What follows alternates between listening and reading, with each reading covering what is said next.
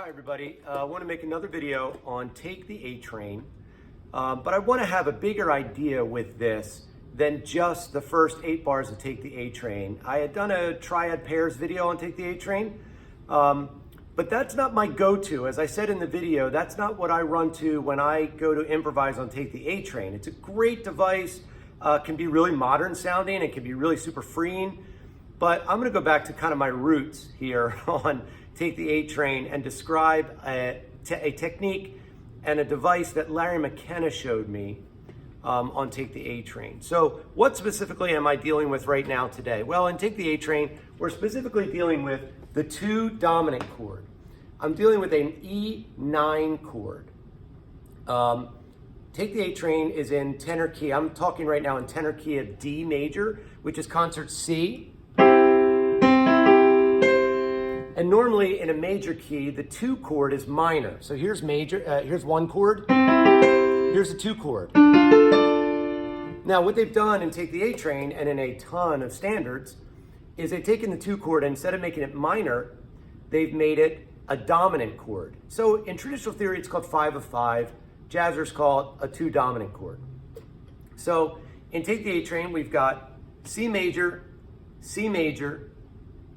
let me talk tenor key, sorry. D major, E9, E9, E minor, A7, and then 2 bars of a turnaround. D, B, E, A, or something like that. Some kind of turnaround to get back to the beginning.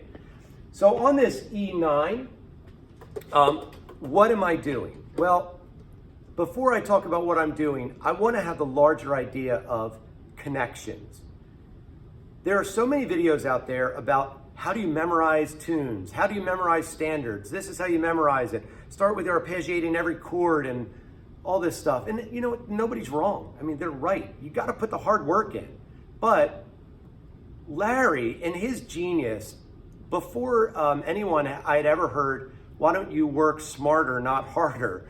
Before I had heard that saying, Larry actually was doing that for his students. What do I mean?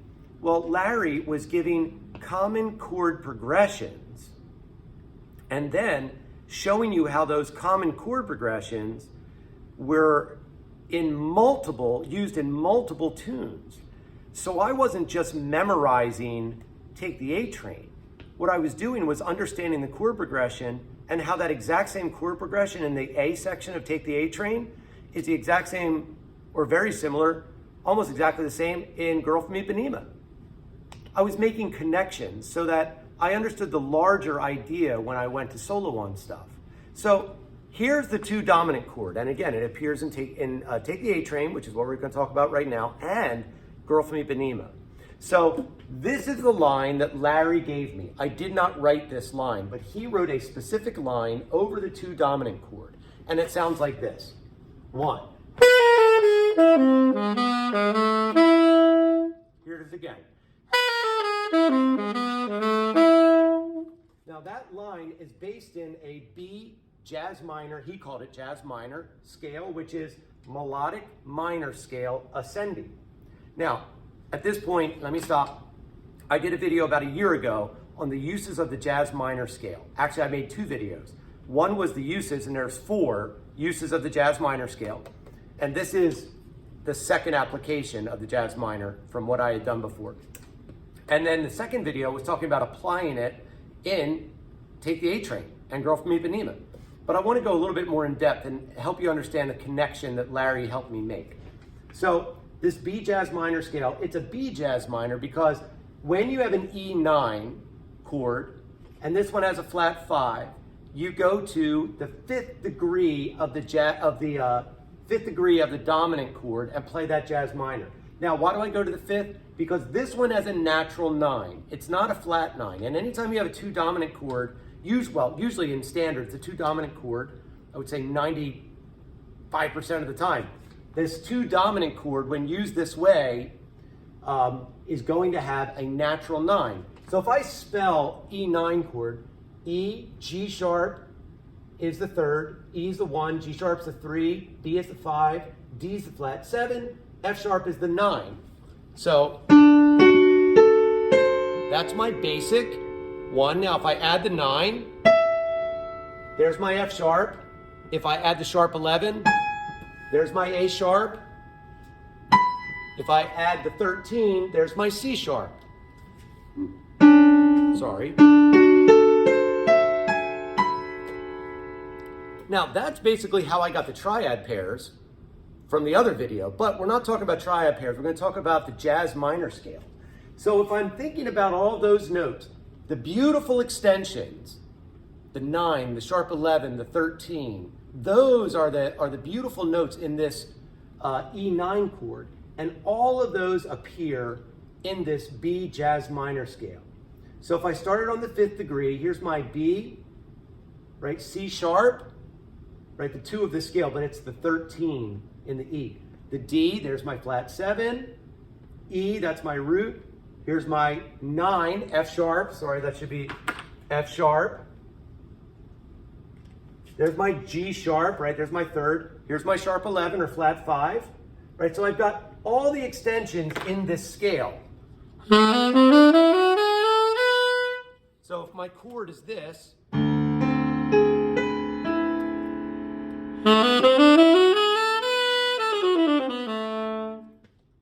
over a 2 dominant chord, I go to the 5th degree and play that jazz minor. Now, here's the line, again, that Larry showed me. 1. Beautiful line. So what I'm going to do is I'm going to solo on the first 8 bars, and I'm going to use this line anytime I'm over the E9 chord. Okay, so here we go. 1, 2, 1, 2, 3.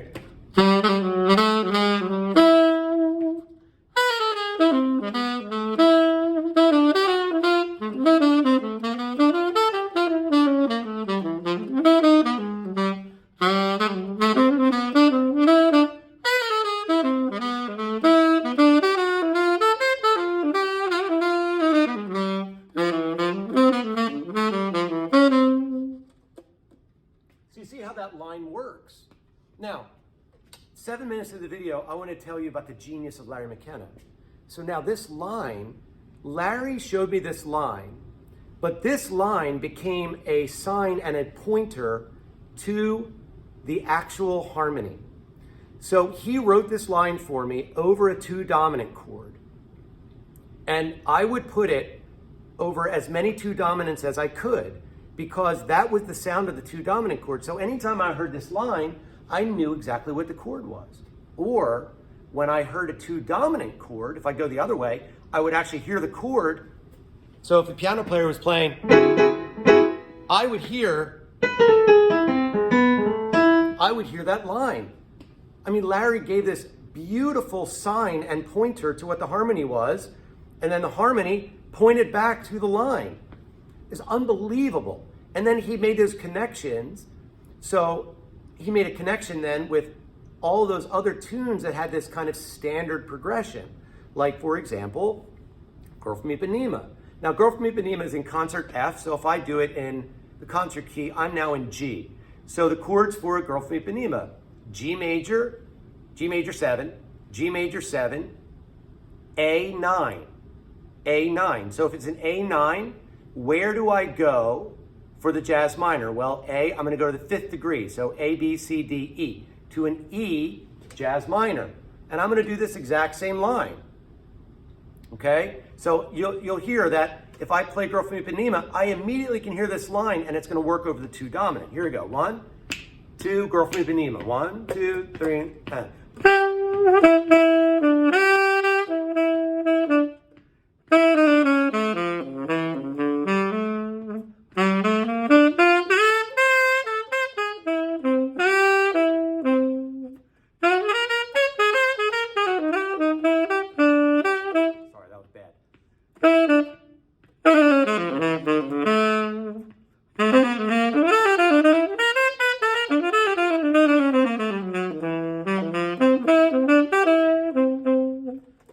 So again, the 2 dominant chord, I heard that line, and I had memorized this line in, well, I memorized it in all 12 keys. But, you know, if you memorize it in a few keys, that will really help. So I was able to play a couple of songs that have 2 dominant, and I knew what it was based off of the line that Larry had given.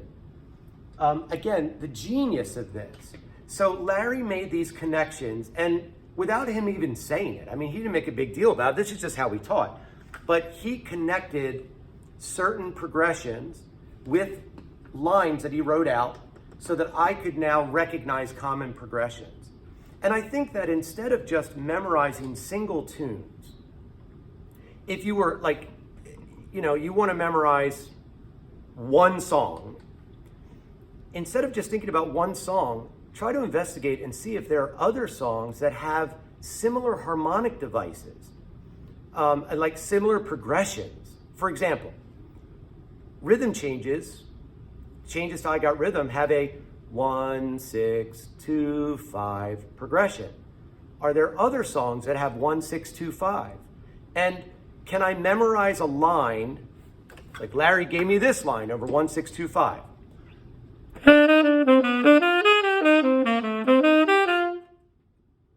Or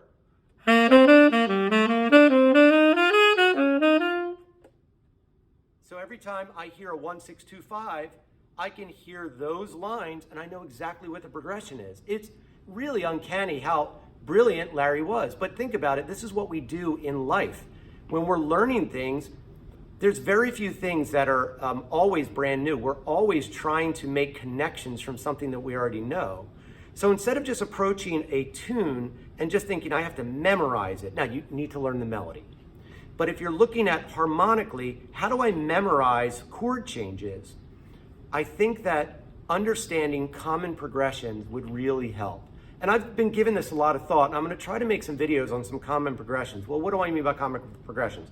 Well, I'm going to come up with some more, but 2, 5, 1, or maybe 1, 6, 2, 5, or 2, 5 to 4 major, then 4 major to 4 minor, or flat 7 dominant. Maybe the bridge to rhythm changes, 3 dominant, 6 dominant, 2 dominant, 5 dominant.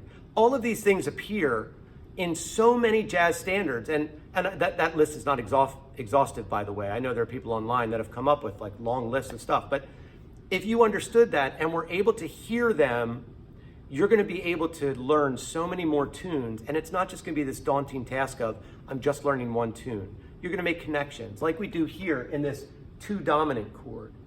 So if you learn this line, that to me says 2 dominant, and I now know a sound that works over 2 dominant. Now, am I only going to use this sound? Absolutely not. But this is vocabulary that works. And so now I can take vocabulary that works, I can be free to understand what it is, and now I can make my own vocabulary, maybe triad pairs, maybe manipulate this line.